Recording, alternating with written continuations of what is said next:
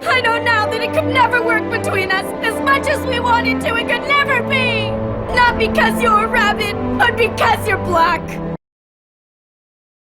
We're about to talk about a bad anime, but if you like anime, good or bad, you should check out this video's sponsor, Crunchyroll. No, not that Crunchyroll. This Crunchyroll, the world's largest destination for anime and manga, with over 90% of all licensed anime in the world available to stream right now, and with more being added every season, both newer favourites and beloved classics, some of which make me well up with nostalgia, not gonna lie. I've taken the opportunity to finally get around to watching JoJo's Bizarre Adventure, the entirety of which is conveniently available on Crunchyroll. It's proven to be, an interesting experience so far. Soon I shall finally understand all the memes and glorious poses you guys have told me so much about. But no spoilers, yeah?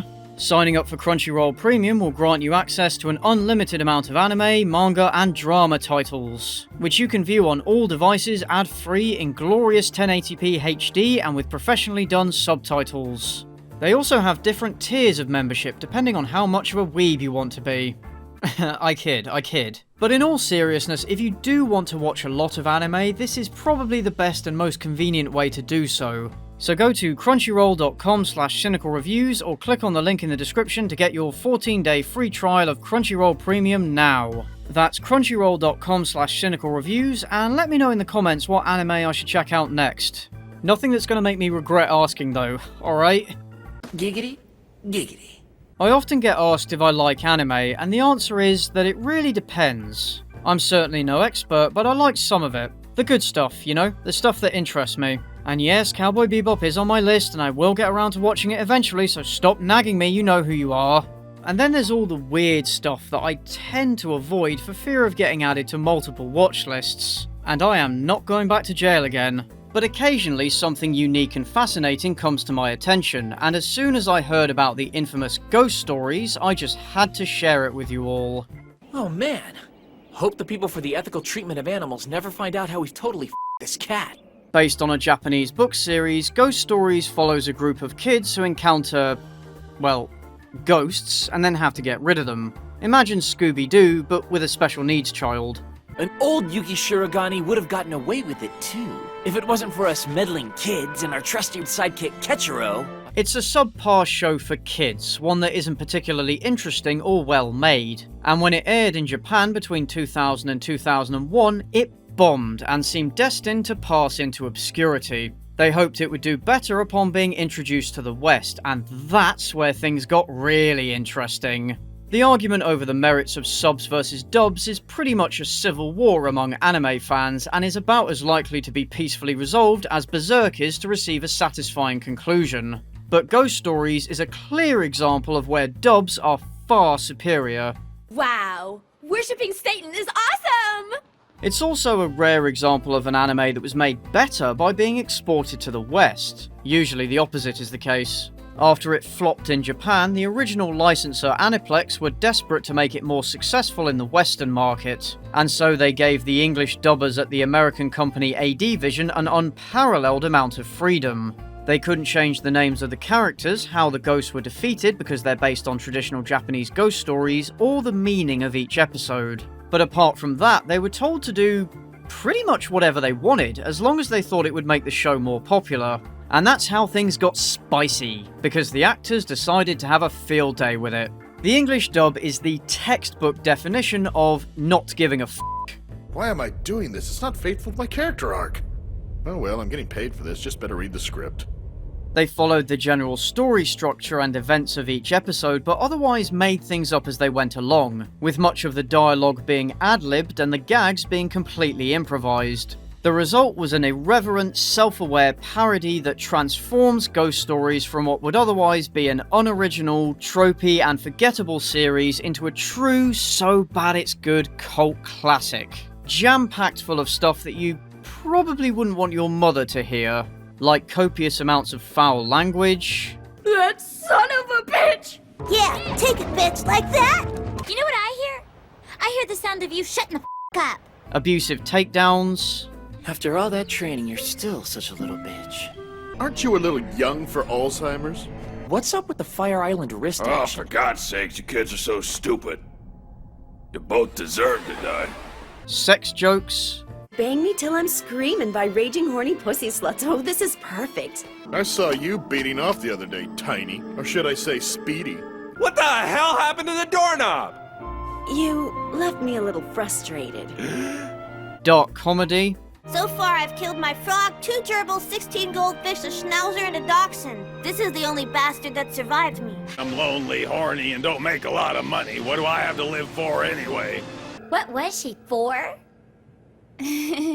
That's really funny. What was she for? Be even funnier if she wasn't dead. edgy humor, Think of a big black man chasing you! Well, he's not racist. Well, you're all being racists. Creepy Japanese men can be cabbies too, you know. But women should never be allowed to drive. Look at what I was wearing. Oh, horrible. I mean, even after I married your father, I still dress like... fourth wall breaks, I mean, have you heard about the sports festival? Yes, the sports festival. That's what this whole episode's about. Hey, you remember a couple episodes ago you promised me some panties if we win in that house? Well, I'm still waiting for him and I'm not getting any younger. I don't see him making it through this episode alive. Oh, good job, Leo. But it's in the script. and immature, dumb banter. Years ago, people went in there, but they didn't come out. Not unlike your sister. Hey man, let's get off the sisters. Especially since I just got off of yours. And it's all right up my alley. When this bitch kicks, I'm moving to Vegas. The characters were given politically incorrect personalities. Holy Muhammad with a missile. Lead protagonist Satsuki is rude, sweary, and arrogant and worries about her breast size. I want a huge allowance and breasts when I get older. And when I get older, I want to fondle said breasts. Hajime, as well as being as obnoxious as he is in the original, is now a total pervert. Hello? Oh, Hello, MILF. I got a couple pairs of panties riding on this. Your light blue Hanes are total chub material. Oh, and he's the love interest. Not that anything really comes out of it. Momoko, an older girl who was originally a spiritualist or psychic, is now a fanatical born-again Christian. The internet was a blessing from the Lord Jesus, but pedophiles and Muslims stole it.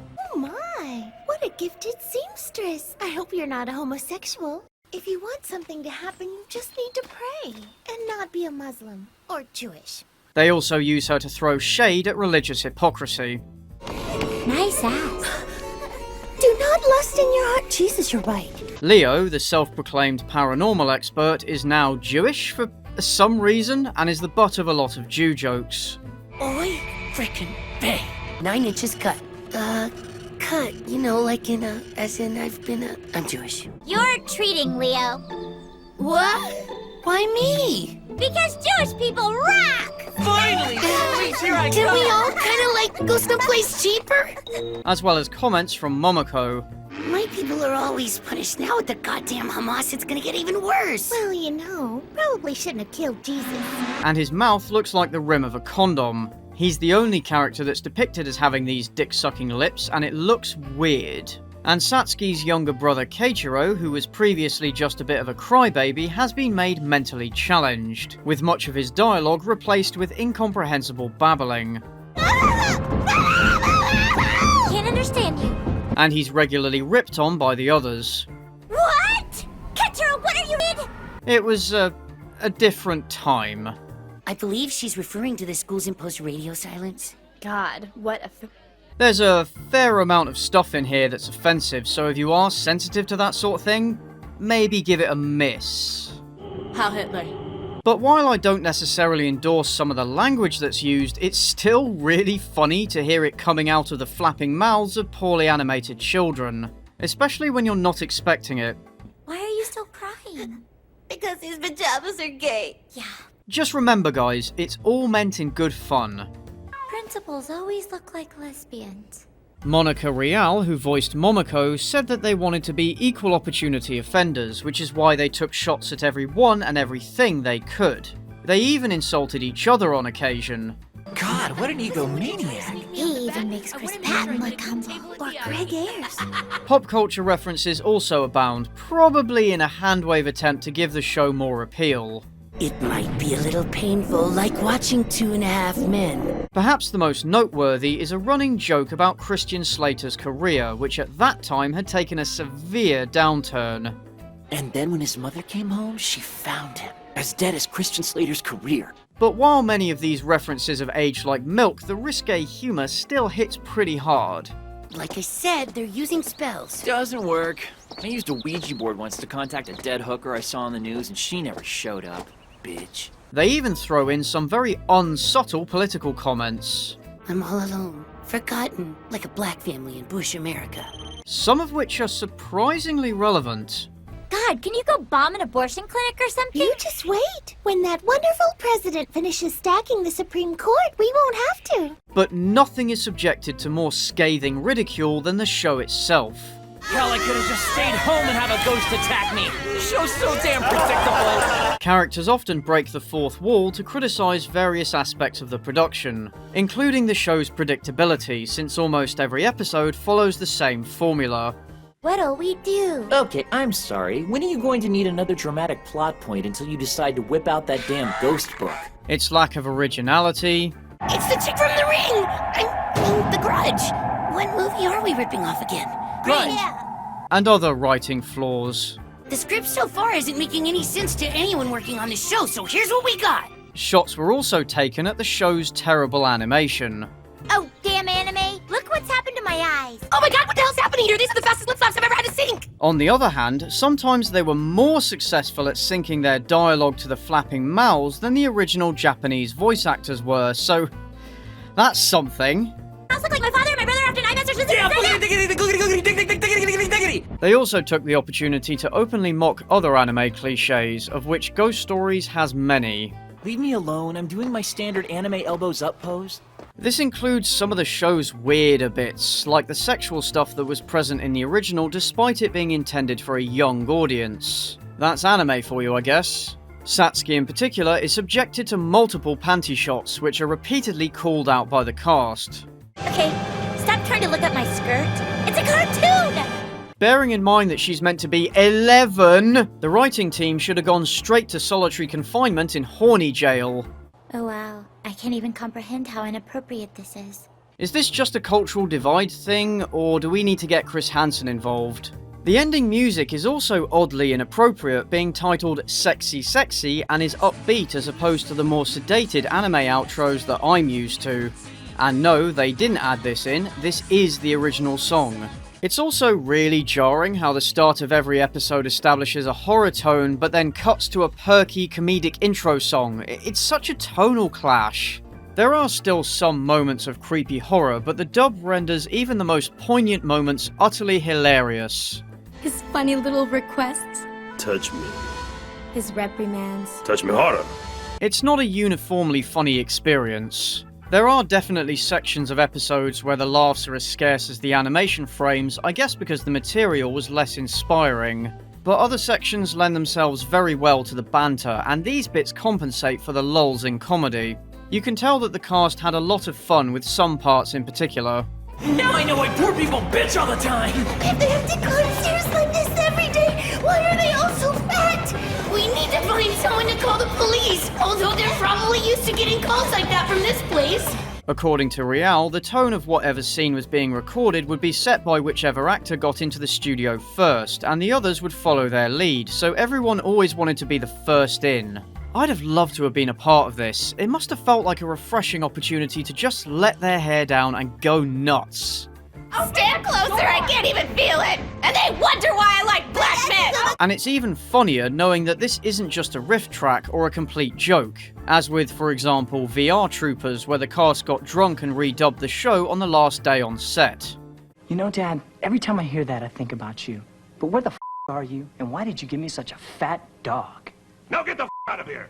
Jesus, bunch of Power Rangers wannabes! The Ghost Stories dub was approved by the Japanese distributor, making it the official English dub. I suppose they thought, hey, if it works, go for it. And it kinda did. Because all this comes together to create something truly one of a kind, and whether or not you are a fan of anime, you should definitely check it out. It is perfect for drunken watch parties. Did I just screw all these kids? And there's no excuse because you can watch the entire series over on Crunchyroll. Hint, hint. You can also watch it in the original Japanese with subs, but why? Why would you want to do that? Now, how do I wrap this up neatly? Hey, I've got an idea. Let's end this episode with a happy moral. Like if you leave children behind, pay your child support on time. Deadbeat dads are not cool.